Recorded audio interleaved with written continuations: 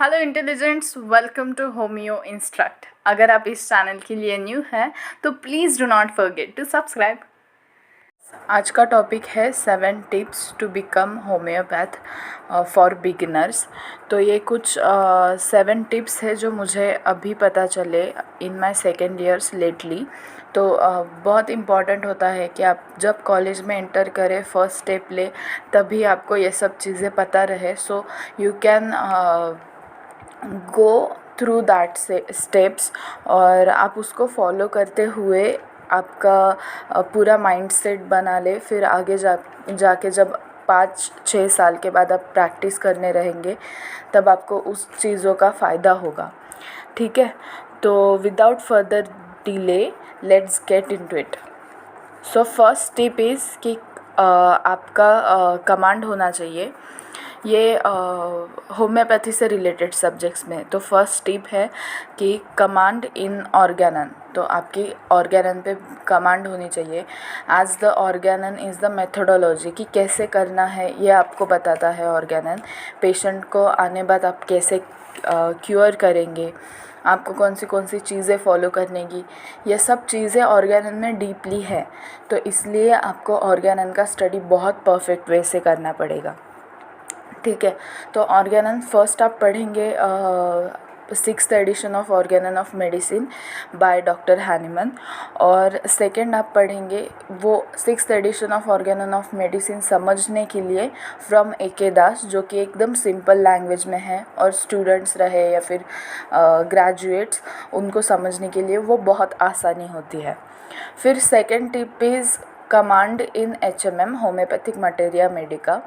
तो अगर ऑर्गेनन कैसे करना है बताता है, तो HMM हमें, होम्योपैथिक मटेरिया मेडिका हमें सामान प्रोवाइड करता है कि ये लो और इससे क्योर करो। तो it is HMM materia medica. तो फिर उसका नॉलेज भी आपको होना बहुत ज़्यादा इम्पोर्टेंट है, क्योंकि वहाँ पे करीबन अभी तक 4000 रेमेडीज़ है। फिर पेशेंट एक ही आने वाला है आपको, और वो एक टाइम पे सिर्फ एक ही रेमेडी के साथ symptom similarity at the most दिखा सकता है। तो फिर आपको इसके लिए बहुत ज़्यादा स्टडी एक्सपेक्टेड है और नॉलेज एक्सपेक्टेड है। तो उसके लिए आपको मटेरिया मेडिका एकदम परफेक्ट करना पड़ेगा। उसके लिए क्लिनिकल वे से अगर आप देखें कि प्रैक्टिकल लाइफ में आपको कौन से मटेरिया मेडिका पढ़ने के बाद इम्पॉर्टेंट रहेंगे या फिर मदद करेंगे, वो है Boericke's materia medica and Allen's materia medica. तो इसमें ज़्यादा अननेसेसरी नहीं दिया हुआ है, जितना नेसेसरी है क्लिनिकल प्रैक्टिस में आपको लगेगा उतना ही बस इसमें मेंशन किया गया है। फिर थर्ड चीज़ आएगी जो कि है ऑब्जर्वेशन। जैसे ही आप मटेरिया मेडिका पढ़ना स्टार्ट करोगे, आपको पता चलेगा कि पेशेंट चिली है या फिर हॉट है, ये भी आपको पता करना बहुत इम्पॉर्टेंट होता है। फिर पेशेंट कब वीप करता है या फिर आपके फैमिली मेम्बर्स है कब इरिटेट हो जाते हैं, कब उनको बहुत हंसी आ जाती है, उनके बिहेवियरल पैटर्न्स, फिर उनके फिज़िकल अपीयरेंस, ये सब चीज़ें आपको ऑब्जर्व फ्रॉम स्टार्टिंग अगर आपको आई तो फिर वो आगे जाके बहुत अच्छी बनेगी। सो आप ज़्यादा प्रॉब्लम्स फेस नहीं करेंगे कि क्लिनिक में बैठे हैं और फर्स्ट दिन से ये सब चीज़ें स्टार्ट कर रहे हो।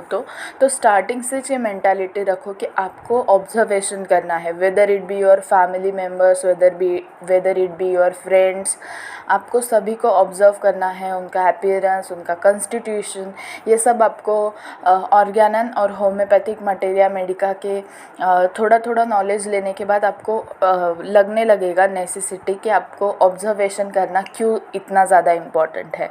दैट यू मस्ट नो कि आपके फैमिली मेम्बर्स की, you must be capable of नोविंग the remedy of your family members. आपके फैमिली मेम्बर्स की आपको रेमेडी पहचानने आनी चाहिए, एटलीस्ट उनका ग्रुप, मतलब थोड़ी बहुत आइडिया आनी चाहिए। आप किस ईयर में है उससे वो आपको थोड़ा बहुत आइडिया तो आना चाहिए। फिर fourth cheese is homeopathic seminars जो कि बहुत होम्योपैथी के जो दिग्गज लोग रहते हैं, जो बहुत स्टूडियस लोग हैं, या फिर जिनकी बहुत ज़्यादा प्रैक्टिस हो गई है, ऐसे ग्रेट फिजिशियंस से आपको सेमिनार्स में नॉलेज मिलता है। वो बहुत सारे केस बताते हैं, फिर छोटी छोटी कंसेप्ट्स क्लियर करते हैं।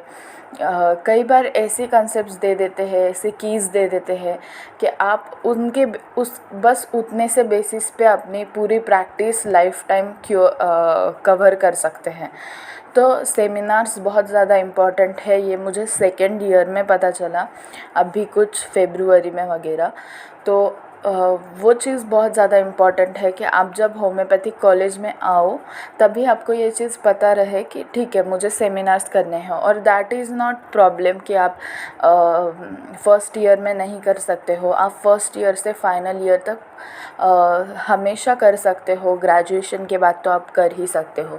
तो ये डाउट था जो कि मैंने क्लियर किया। फिर सेकंड कि सीनियर्स के साथ अच्छे रिलेशंस रखो, दैट आपको पता चलेगा फ्यूचर में कि सेमिनार्स कौन से हैं।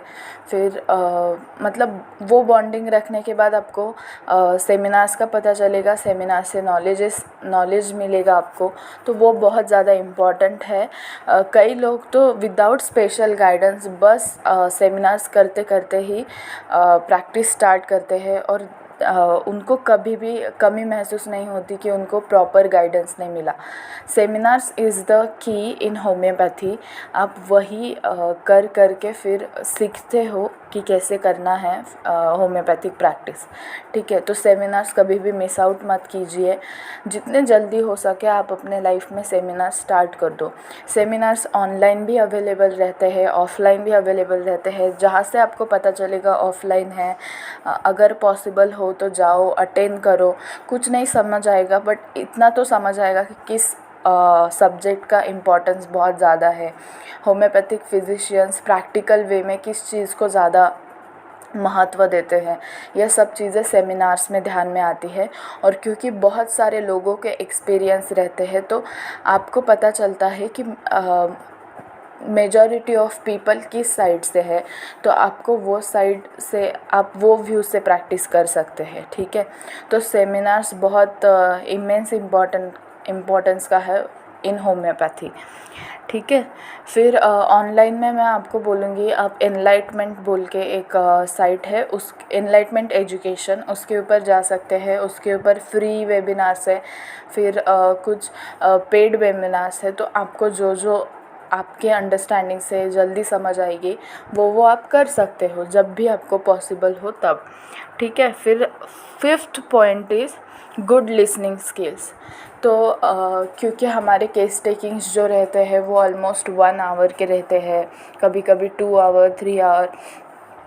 तो जब आपको किसी की केस टेकिंग लेना है तो इट इज़ वेरी इम्पॉर्टेंट कि आपके पास लिसनिंग स्किल्स हो।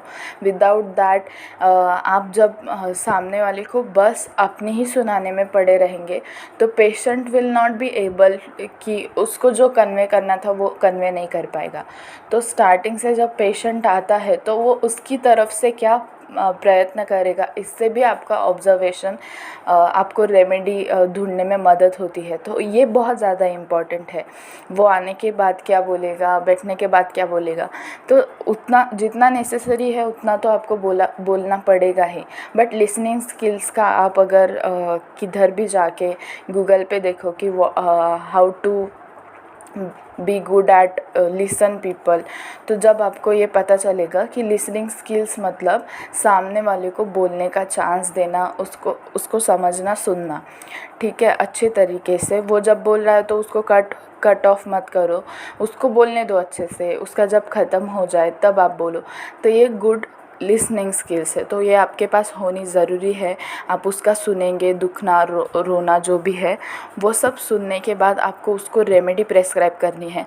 तो ये बहुत ज़्यादा इम्पॉर्टेंस है अगेन होम्योपैथी में केस टेकिंग मतलब प्रैक्टिकल वे से। ठीक है, फिर नेक्स्ट पॉइंट अपना आता है 6th, which is good communication skills. तो आपको इसमें भी बहुत हाथ खंडा होना आपका इम्पॉर्टेंट है, क्योंकि अगर आपके पास गुड कम्युनिकेशन स्किल्स है नहीं है तो फिर आप उसके क्वेश्चंस में या फिर उसके आंसर्स में खो जा सकते हैं, तो विच इज़ जो हमें नहीं चाहिए। ठीक है, हमें क्या चाहिए कि हम कॉन्शियस रहे कि वो क्या बोल रहा है, हम कॉन्शियस रहे कि हम उसको क्या पूछना चाहते हैं, और उसकी वे से जो क्वेश्चन आएगा वो उसकी रेमेडी की तरफ डायरेक्ट कर रहा होगा, हमें बताएगा कि उसकी रेमेडी कौन सी है। तो ये बहुत ज़्यादा इम्पॉर्टेंट है कि आपके पास अगर कम्युनिकेशन स्किल्स है तो आप उसको ऐसे ट्रिकी क्वेश्चंस पूछेंगे कि वो जैसे जवाब देगा उससे आपको पता चलेगा कि वो कौन सी रेमेडी है। सेकेंडली, पेशेंट्स जो आपके पास आते हैं वो बहुत ज़्यादा कुछ कंज़र्वेटिव होते हैं, जैसे रेमेडीज़ कुछ कंज़र्वेटिव होते हैं, प्राइवेसी रखना बहुत ज़्यादा इम्पॉर्टेंट रहता है उनके लाइफ में। तो कुछ मोफट होते हैं, मतलब उनको अपने लाइफ में कुछ प्राइवेट रखना है ऐसे भी नहीं लगता। तो ऐसे पीपल के लिए आपको बहुत ज़्यादा मुशक्क़त नहीं करनी पड़ती, बट आपको मुशक्क़त करनी ऐसी जगह पे पड़ती है जहाँ पे पीपल कंज़र्वेटिव होते हैं। वो क्या खाते हैं, क्या पीते हैं, उनकी एज क्या है, ये चीज़ों से लेके वो कभी कभी इतना भी झूठ बोल सकते हैं वो, तो फिर झूठ बोल सकते हैं या फिर वो बता नहीं सकते हैं। तो इस टाइम पे आपको ट्रिकी क्वेश्चंस, आपको दिमाग लगाना पड़ता है कि मुझे इससे क्या चीज़ें बाहर निकालनी है, कैसे निकालनी है। तो ये सब चीज़ें आपको कम्युनिकेशन स्किल्स से डेवलप करने आएंगी। तो आप कम्युनिकेशन स्किल्स के ऊपर थोड़ा सा वर्क कीजिए, सो दैट कि 5 साल के बाद 3-2 साल जब भी आप जाएंगे अपना क्लिनिक खोलने के लिए, तब आपको वो चीज़ बहुत ज़्यादा हेल्प करेगी। ठीक है, फिर लास्ट टिप जो थी आज की वो है सेवेंथ, वो है अनप्रेजुडाइज्ड। तो आपको अनप्रेजुडाइज्ड रहना पड़ेगा। वो इसलिए, वो एक्चुअल क्लिनिकल प्रैक्टिस से रिलेटेड है।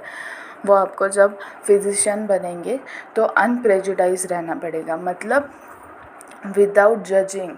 आपको कुछ पता नहीं है फिर भी आप जज कर रहे हो, दैट इज़ रॉन्ग। ठीक है, तो आपने जजमेंटल नहीं रहना है। तो होम्योपैथी डॉक्टर हैनीमन इसके ऊपर बहुत ज़्यादा फोकस करते कि that no physician should be prejudiced, किसी ने प्रेजुडाइज नहीं रहना है। तो अनप्रेजुडाइज रहना है, मतलब जिसके कोई पेशेंट आया तो उसको बिना जाने आपको कोई भी चीज़ जजमेंटल वे से पास नहीं करनी है, या फिर जजमेंट बना नहीं लेना है अपने माइंड में, दैट इज़ प्रेजुडिक्शन। तो आपको प्रेजुडिक्शन नहीं बनाना है, प्रेजुडाइज नहीं रहना है, आपको पूरी तरीके से अनप्रेजुडाइज रहना है, अनबायस्ड रहना है, जजमेंट नहीं बना लेना है। तो वो अगर आप प्रेजुडाइज रहे तो फिर वो जो जजमेंट है ऑफ दैट पेशेंट आपके माइंड में, तो वो आपको ऑब्स्टैकल रहेगा उसको क्योर करने में, आप उसको अच्छी तरीके से जान नहीं पाओगे। तो अनप्रेजुडिक्शन इज़ वेरी इम्पॉर्टेंट, कि अगर आप उसके बारे में जजमेंट नहीं बनाओगे उसको विदाउट जाने पहचाने, तो फिर वो हेल्प होगी। आप उसको पूछते जाएंगे, वो आपको बताते जाएगा, और आप एबल करोगे, उससे कनेक्ट करोगे, तो उसकी वजह से पेशेंट खुद आपके साथ बहुत ज़्यादा रिलैक्स फील करेगा, आपको एज अ फ्रेंड सब बोलेगा, और आपको मदद होगी पेशेंट जब सपोर्ट करता है, कोऑपरेट करता है तब, और आप उसकी हेल्प की वजह से रेमेडी ढूंढने में आपको मदद मिलेगी। तो which is of again immense importance. तो ये कुछ 7 टिप्स थे। उसके ऊपर एक चीज़ आती है, दैट इज़ एम्पैथी। ठीक है, तो ये सब के ऊपर, ठीक है, तो पेशेंट ऑलरेडी सिक होता है, पेशेंट को बहुत ज़्यादा ज़रूरत होती है किसी के साथ देने की, किसी के साथ की, बस। तो इसके लिए पेशेंट, जब भी कोई पेशेंट फिज़िकली किसी डिसीज़ से जाता है तो वो मेंटली, इमोशनली भी सफ़र करता है, सो दैट उसको वो टाइम पे आपकी इमोशनली, मेंटली बहुत ज़्यादा हेल्प लगती है। सो अगर आप एम्पैथी नहीं दिखाओगे टूवर्ड्स द पेशेंट, वो कनेक्ट नहीं फील करेगा। तो इट इज़ वेरी इम्पॉर्टेंट कि आप एम्पैथी दिखाओ ताकि उसको इमोशनली कम्फर्टनेस आए, मेंटली कम्फर्टनेस आए उसको।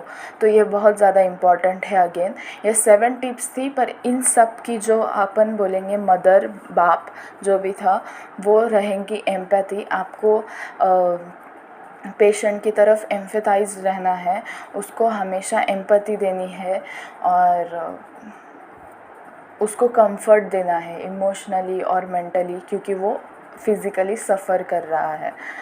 तो बस एक डॉक्टर की तरफ से पेशेंट को उतना ही ज़रूरी रहता है, और फिर उसके बाद तो डॉक्टर और पेशेंट एक साथ कोऑपरेट करके फिर एक रिज़ल्ट कंक्लूजन पे, दैट इज़ रेमेडी पे के ऊपर पहुंच सकते हैं। बट सबसे ज़्यादा इम्पॉर्टेंट ये 7 चीज़ें और एम्पैथी थी। ठीक है, thank you so much for watching this video. अगर आपने अभी तक भी चैनल को सब्सक्राइब नहीं किया होगा तो प्लीज़ डू सब्सक्राइब, शेयर करो अपने कॉलीग्स के साथ, अपने कॉलेज मेट्स के साथ, और अगर आपको पसंद आया है तो लाइक ज़रूर करना। आपको अगर कुछ क्वेरीज़ है, कुछ BHMS से रिलेटेड आपको क्वेश्चंस है या फिर टॉपिक्स है जो आपको लगता है कि ये क्लियर कर दो, ये समझा दो, तो मुझे अच्छा लगेगा कि आप अगर वो कमेंट सेक्शन में बता दो। और have a good day guys.